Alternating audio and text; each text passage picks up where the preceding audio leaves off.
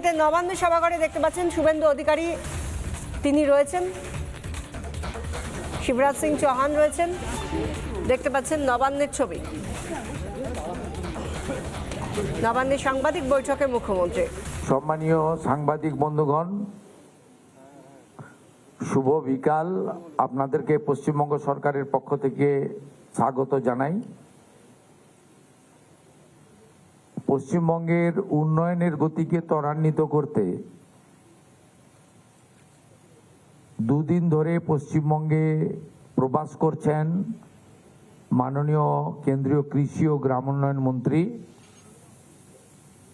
এবং পশ্চিমবঙ্গের বিশেষ দরদি মাননীয় নরেন্দ্র মোদীজির মন্ত্রিসভার অত্যন্ত গুরুত্বপূর্ণ মন্ত্রী মাননীয় শ্রী শিবরাজ সিং চৌহানজি। তিনি গতকাল সন্ধ্যাবেলায় কলকাতায় পৌঁছে অনেকগুলো মিটিং করেছেন। আজকে সকালবেলা তিনি অরণ্য সপ্তাহ উপলক্ষে সচিবালয় পার্শ্বস্থ জায়গায় বৃক্ষরোপণ করেছেন। যদিও শুধু অরণ্য সপ্তাহ নয়, মাননীয় শিবরাজ সিং চৌহানজি তার প্রত্যেক দিনের কর্মদিবসের শুরুতে একটা করে গাছ লাগান। এই তথ্য আপনাদের জেনে রাখা দরকার রয়েছে। আমার সাথে রাজ্য মন্ত্রিসভার গুরুত্বপূর্ণ সদস্য সম্মানীয় দিলীপ ঘোষ, সম্মানীয় ডক্টর কল্যাণ চক্রবর্তী, সম্মানীয় দুধ কুমার মণ্ডল, রাজ্যমন্ত্রী অমিয় কিস্কু, শান্তনু প্রামাণিক এবং অশোক দিন্দা ছিলেন। কেন্দ্র এবং রাজ্যের সর্বোচ্চ আধিকারিক পর্যায়ের আধিকারিকরা ছিলেন। মূলত কৃষি ক্ষেত্রে, উদ্যান পালনের ক্ষেত্রে এবং ফিশারিজ, প্রাণী সম্পদ বিকাশ, এই বিষয়গুলোতে আলোচনা হয়েছে এবং তার সাথে গ্রামোন্নয়নের যে সমস্ত গুরুত্বপূর্ণ দিক রয়েছে, যেমন প্রধানমন্ত্রী গ্রাম সড়ক যোজনা, প্রধানমন্ত্রী আবাস যোজনা, বিকশিত ভারত জি রামজি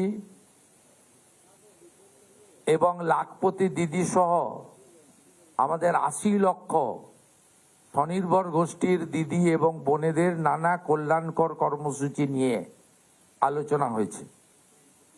ইতিমধ্যে ভারত সরকার 4টি জেলাতে প্রধানমন্ত্রী ধনধান্য কর্মসূচি যুক্ত করেছে।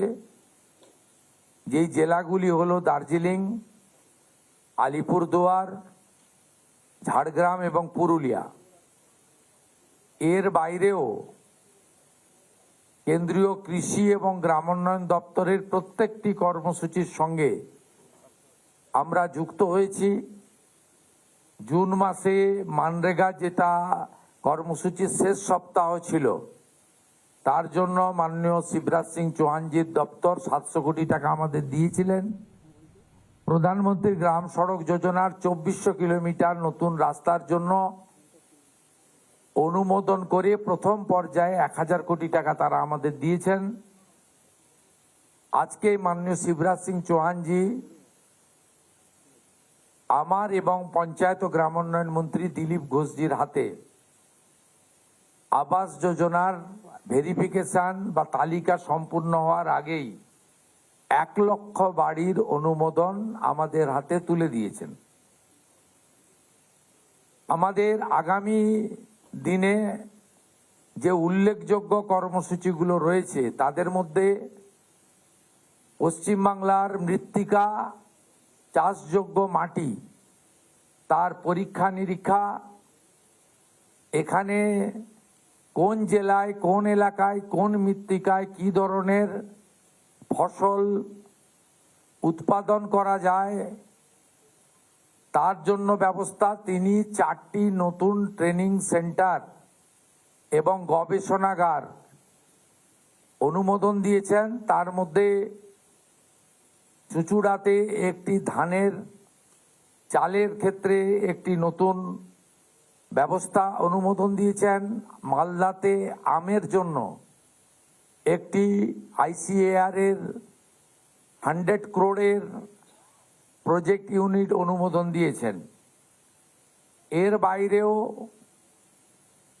ভুট্টা সহ, মাখানা সহ, আম সহ, লিচু সহ আমাদের উদ্যান পালনের ক্ষেত্রে ফুল এবং পান সহ নানা বিষয়ে ভারত সরকার এবং কৃষি দপ্তরের পক্ষ থেকে নানা উদ্যোগ ব্যবস্থা এখানে দেওয়া হয়েছে।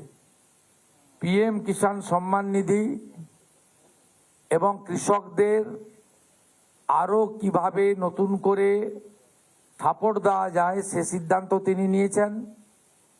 আলু বীজ, জুটের বীজ, তার চারা তৈরির জন্য জুটের বীজ অন্ধ্রপ্রদেশ থেকে আসছে, পশ্চিমবঙ্গ এখনো তৈরি করতে পারেনি।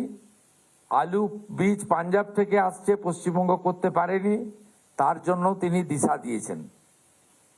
অনেক সময় লাগবে বিস্তারিত বলতে।